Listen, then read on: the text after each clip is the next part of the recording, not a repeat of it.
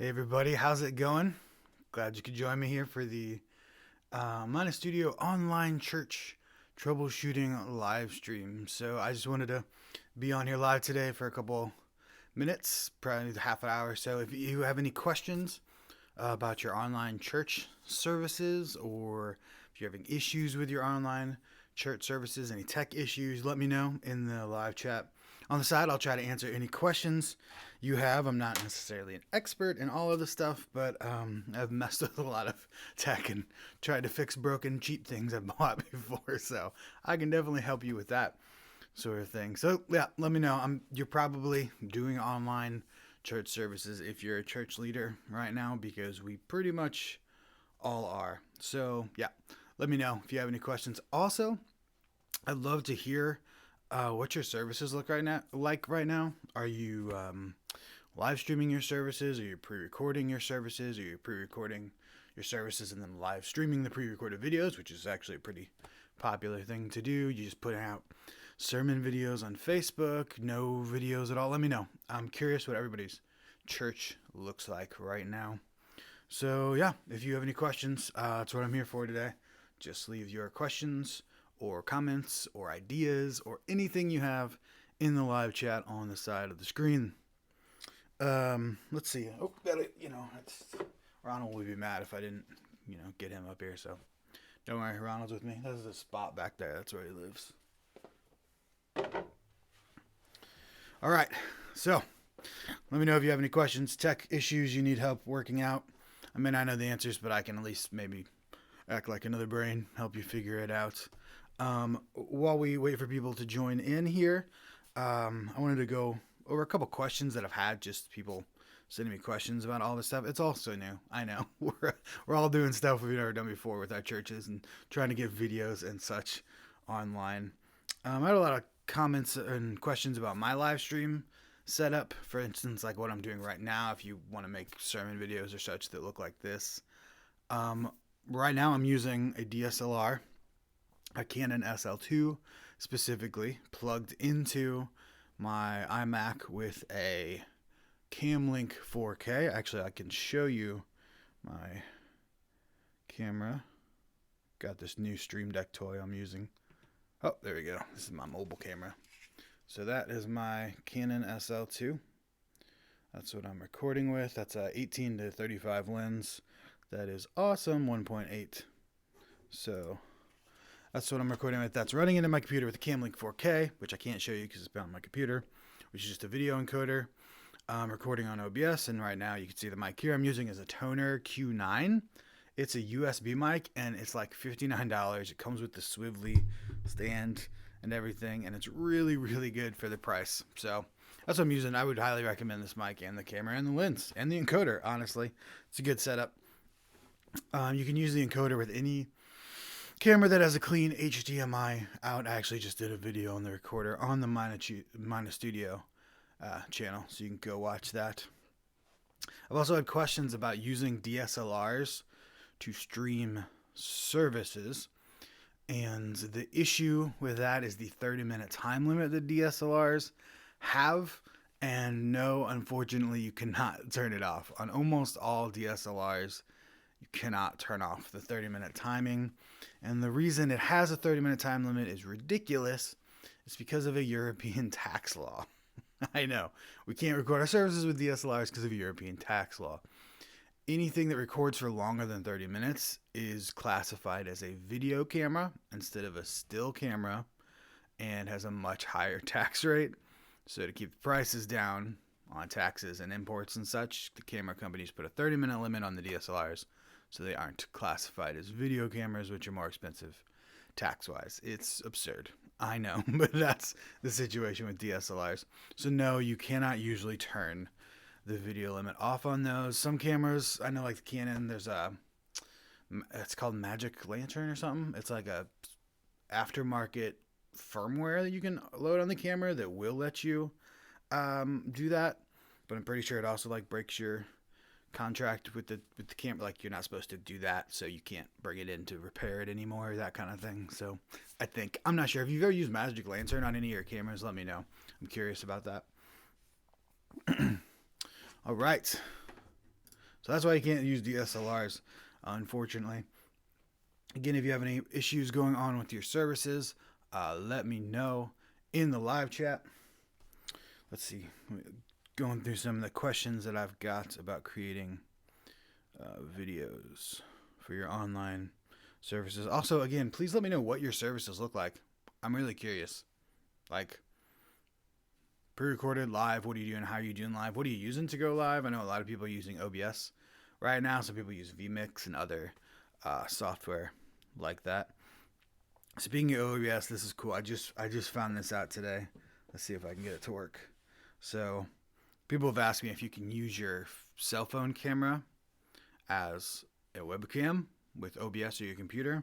And I knew you could, but I never tried it before, so I didn't really have any recommendations. So today, before this, I tried it just for fun. Just for funsies, and I got it to work, and it's really cool.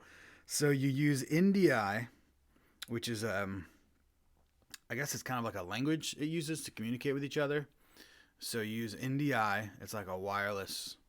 That's the language it uses to receive your wireless signal. So there's an NDI plugin for OBS. So you have to download that on your computer and install it. It'll install on OBS. And then on your phone, there's apps you can download. For iPhone, it was called like NDI HX Camera. It was free. And then for Android, I think it's called IP Camera. Both free apps. And you load those. And I know with NDI HX for the iPhone, I just loaded it and started the app, and it worked fine. So I'm going to switch to that right now, and you'll see it. There we go. So that is my iPhone. That is, of course, Mjolnir, the Thor's hammer. This is my iPhone wirelessly. I'm not, you can see here, well, you can't really see here, but I'm not plugged in at all. Just wirelessly. And I can switch to that on OBS, and there you go. Really cool. It's got kind of a delay. It's a little shaky because I'm streaming HD video, but it is really cool. Look at that. I can show you my mic. There's that Toner Q9 I've talked about. It's a USB mic. If you don't have USB mics, this is the audio interface, by the way, I would recommend. And this is my Stream Deck. That's the new toy I'm playing with. I haven't used it at a live stream yet. It's just got my scenes. Main camera, webcam, iPhone camera, which you're seeing right now. Screen 1, which is my computer monitor, and screen 2, which is my computer monitor. So it's really, really fun. Oh, and a mute button, of course, for when I, accidentally say terrible, terrible things. So that is wireless iPhone connecting to my computer. You can do it with Android too. Obviously, if you want to use a webcam, you can just get a attachment for a tripod and just set it up above your computer monitor like so. You can see there, be like a webcam. It worked surprisingly well. I didn't have any issues with it. The only issues I've had with it is if I go into the adjust the settings in OBS in the plugin for the NDI and change something while it's running, then it force quit OBS. So I'm not going to show you that right now since I'm streaming on OBS. If I do that and OBS shuts down, then the stream will shut down. That's the only issues I've had, though. Otherwise, it worked perfectly. Can't speak for Android, but with the iPhone, it worked well. And I've heard Android with the IP Cam app works just as well. So if all you have is a cell phone camera, because all of the webcams in the world have sold out, which they have, you can use your phone with OBS, and it works surprisingly well. And honestly, your cell phone camera, if it's a cell phone built in the last 2 or 3 years, is a much better camera than a webcam. Even a webcam like the C920, which is what I have here, which is a really good webcam. So in order, if possible, I would say last resort is your built-in webcam on your computer. Those are typically terrible. Some PC laptops have decent ones. I can tell you the ones on Macs are horrendous with poor lighting. With good lighting, it's okay, but they're not good. Then step up from that would be like a C920 webcam, which are really good webcams, but are now the scarcest resource aside from toilet paper in the world. Step up from that would be your phone, like I just showed you, and then finally a DSLR, which is what you're seeing right now. I can actually compare the two webcam and phone. Let me do that for you real quick. Actually, I can cycle through all of them. All right, here we go. So right now you're seeing the DSLR. Now you're seeing the webcam, which shouldn't look that bad.